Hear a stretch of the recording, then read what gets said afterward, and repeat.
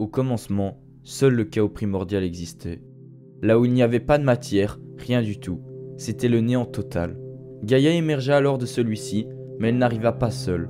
Elle était accompagnée d'Eros, le désir, une force qui poussait les êtres les uns vers les autres pour qu'ils donnent naissance à des êtres nouveaux.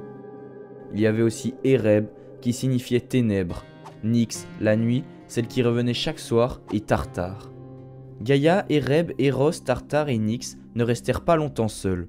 En effet, la terre enfanta Ouranos le ciel, ainsi que les montagnes et les nymphes. Plus tard, Ouranos s'unit avec sa propre mère et ils eurent une descendance incroyable. C'est le début de la deuxième génération des divinités. Il y eut d'abord les titans et titanides, 6 de chaque sexe, puis d'autres fils s'ensuivirent, très forts et vigoureux.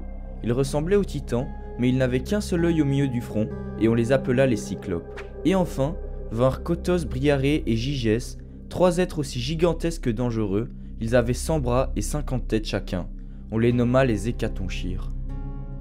Mais tous ces enfants ne virent pas le jour, car dès leur naissance, Ouranos, leur père, les empêcha de sortir du ventre de leur mère.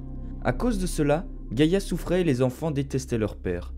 Lorsque Gaïa n'en pouvait plus, elle fabriqua une serpe et demanda à ses enfants de punir leur père. Mais aucun titan n'osait s'approcher de leur père, sauf un, le plus jeune, son nom était Cronos.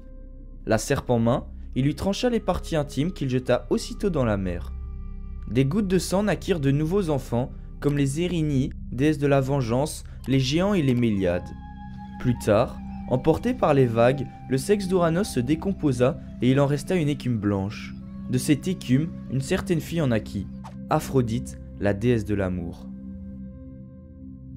Une fois Ouranos vaincu, Cronos libéra ses frères, les titans et les cyclopes. Cronos devint leur chef incontesté, mais il n'avait pas beaucoup de confiance envers ses frères et il renvoya très vite les cyclopes dans le Tartare avec les Hécatonchires.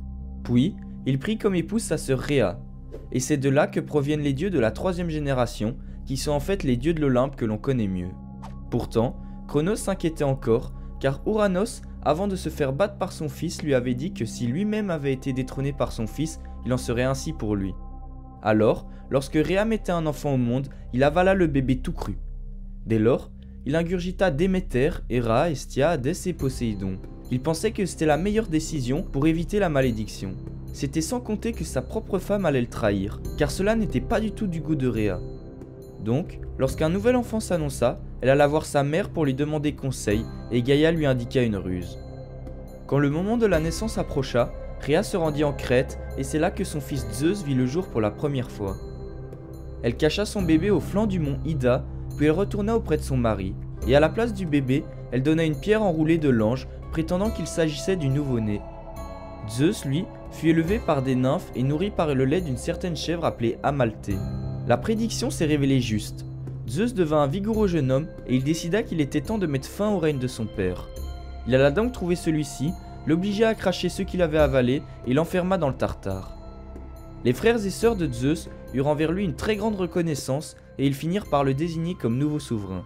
Mais les frères de Cronos n'étaient pas prêts à accepter les prétentions de Zeus. C'est ainsi que va débuter la Titanomachie. Ils menèrent contre les jeunes dieux une guerre qui dura plus de 10 ans.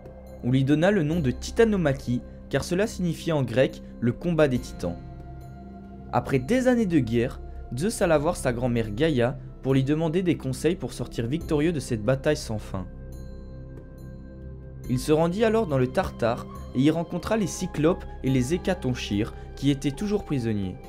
Il leur raconta comment, depuis des années, ses frères et sœurs luttaient contre les titans et il leur demanda de s'engager dans le combat à ses côtés.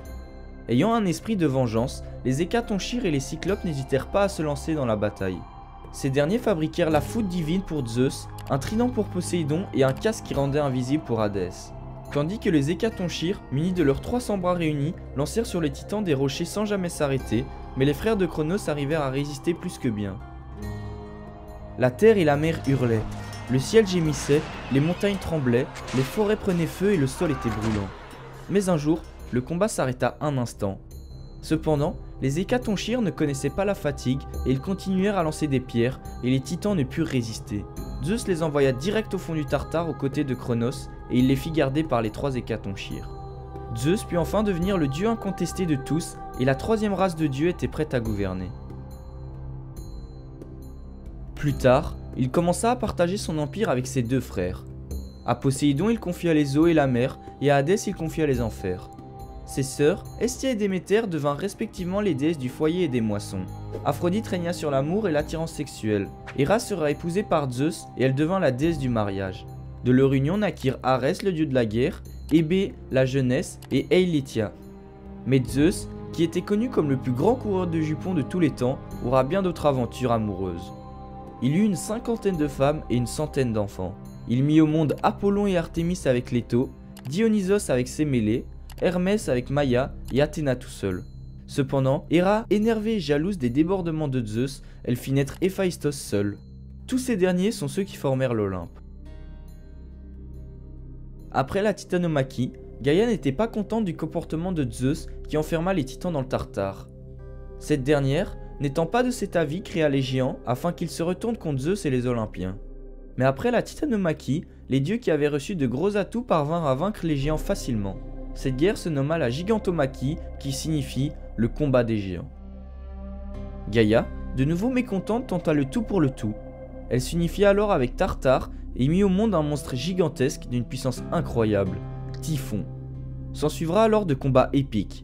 Pendant la bataille, Zeus éprouva de terribles difficultés à venir à bout du monstre, car Typhon réussit à lui couper les tendons des bras et des chevilles. Le monstre prit ensuite le contrôle de ses éclairs. Il faudra l'intervention d'Hermès et de ses ruses pour voir Zeus récupérer sa mobilité. Puis, il poursuivra Typhon jusqu'en Italie et finira par l'écraser sous une montagne en Sicile.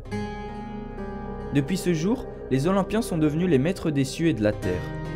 La famille s'agrandit avec toutes sortes de descendants, de dieux mineurs, de demi-dieux et de héros qui vont vivre des aventures et des mythes qui construisent la mythologie grecque. Alors voilà, c'est tout pour la vidéo d'aujourd'hui, merci à tous de l'avoir visionné, j'espère que vous aura plu et n'hésitez pas à mettre un pouce bleu. Sur ce, merci à tous de suivre la chaîne et je vous dis à la prochaine.